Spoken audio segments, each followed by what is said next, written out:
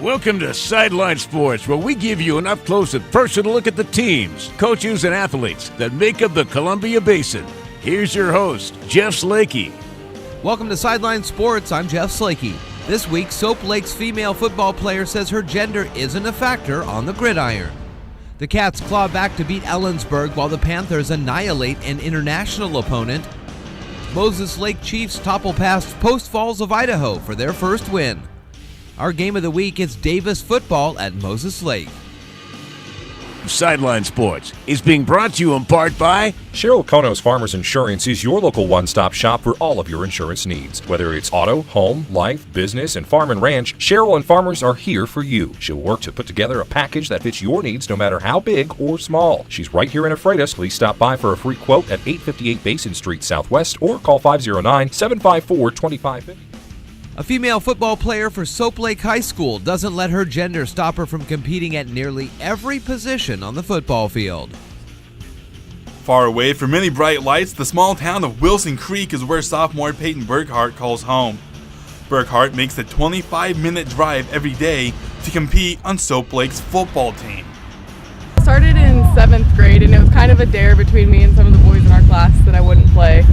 Then I ended up joining 7th grade, and it just kind of stuck. 8th grade, I got my very first touchdown, and it was 70 yards, I think. And then I just kind of stuck with it and just really fell in love with it. Head coach Tony Blankenship gave high praise of Burkhart because of her willingness to do whatever she's asked. Burkhart isn't afraid of being in the heart of the action.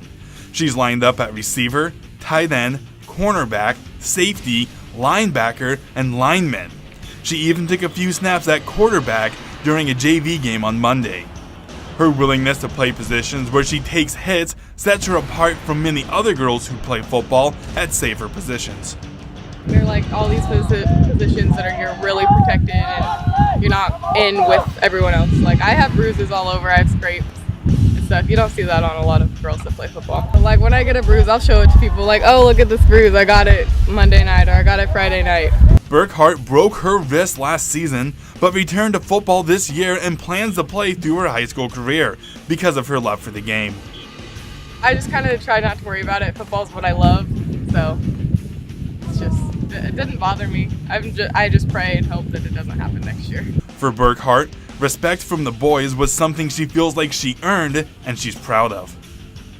At first in 7th grade, it was like a little bit different, scary, scared me. But then they got used to me and noticed that I keep up with everyone and I play, and now they respect me.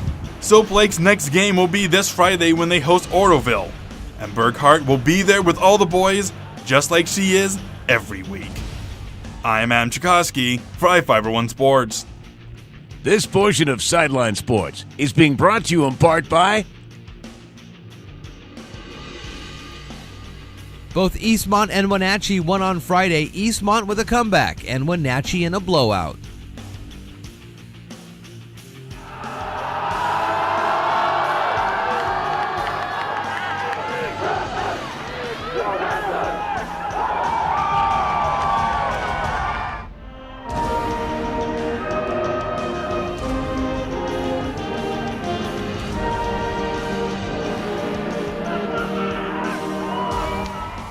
After playing their first 2 games of the season on the road, the Wenatchee Panthers returned to the Apple Bowl for the first time in 2018 to play a squad that wasn't even in their own country on Friday night.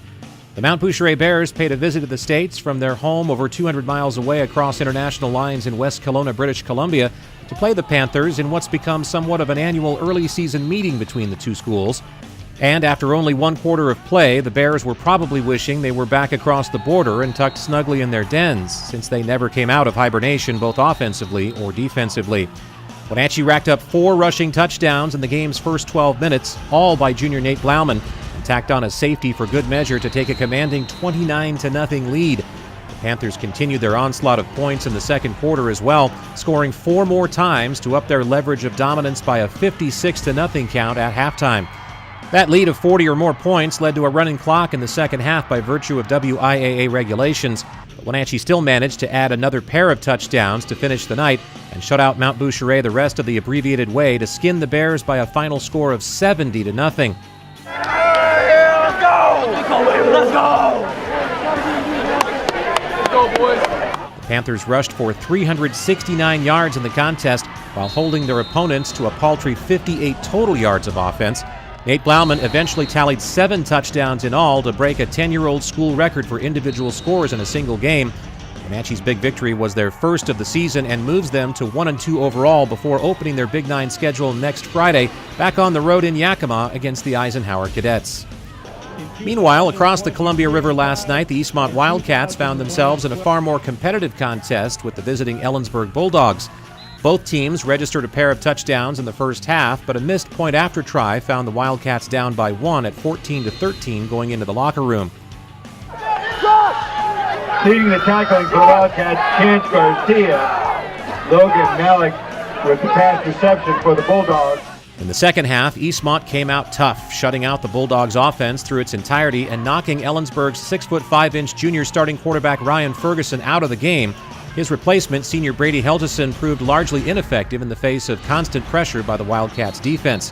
On offense, it was senior running back Victor Welton who played the marquee role in Eastmont's smash-mouth second-half performance as he consistently plowed over, through, and around the Bulldogs' defense, including for what would be the game-winning touchdown on a 36-yard right-side sweep. The TD capped off a big night for Welton and was his second of the contest in helping to propel the Wildcats to a 20-14 win. I don't know, it feels good to get a win as a team. They came out, hit us hard in the mouth at the beginning, but we got it done. We came out with the dub, so yeah. You hit them pretty hard in the mouth too. Yeah. A lot of hard running out there. Where's that come from? I don't know, just good coaching, I guess. About that long one, that feels pretty good to get the game winner tonight? Yeah, felt pretty good, I guess. Good job rising up and overcoming adversity. Right? Not our best ball game, but when it counted, it was time to make plays. Both sides made plays tonight. Right? Defense overcame some adversity, had some times where the ball was down there, rose up, made plays near the end zone. Offense, that's why we practice 4-minute drill right there. Ice it. Okay? We had some guys make great plays. We finally ran a buck sweep correctly. Good job, Victor. The victory was the Wildcats' 8th in a row dating back to last season and moved them to a mark of 3-0 to start this season. Eastmont's quest to remain perfect in 2018 will be put to a road test next Friday as they travel to Spokane to take on the West Valley Eagles. Reporting for s5e1 Sports, I'm Chris Hansen. This portion of Sideline Sports is being brought to you in part by Moses Lake made the plays they needed to when they needed to and secured their first win of the season.